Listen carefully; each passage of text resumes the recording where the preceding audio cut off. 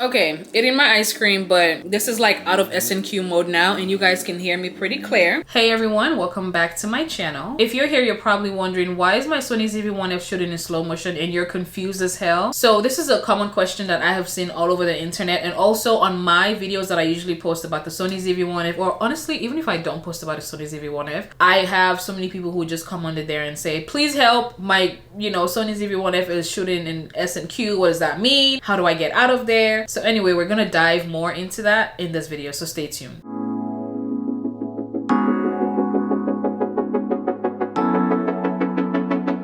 First things first, the reason why your Sony ZV-1F is shooting in slow motion is because of S&Q mode. Or if you don't know what S&Q means, it's basically slow and quick motion. It's really good if you want to shoot B-rolls. But obviously if you're shooting your vlogs or your sit down videos or you're interviewing someone, you don't want to be in S&Q mode because you're going to sit there and shoot a whole video and it's going to be in S&Q mode, and that's the worst thing ever. So let's get into it. Let me show you guys exactly what you're doing wrong. Okay, so here you have your Sony ZV-1F. When you turn it on, there's something up here next to the on and off and recording button, S&Q. You can see that right there. If you press this, it's going to take you to S&Q. So when you press that, you see this says S. This is shutter priority right there. And then S&Q, but then it's in program auto. For example, if you go to menu right now, let's go back and go to shooting mode. As you can see exactly what I said, it's at program auto, but it's in S&Q. So it's not even letting me change the shooting mode right now. That's also another thing actually. If you guys cannot change your shooting mode, this is probably the reason why you have it in S&Q, you have it in slow motion. So you want to go back here. See, if I click, the operation is not available, right? Because it's telling you why. S&Q motion. Click play. You want to go back and press this. Now it's in manual. So if we go back to menu, now I have access to change in my shooting mode and I can change it to whatever I want to. So this is not just for like S&Q. Yes, this enables you to change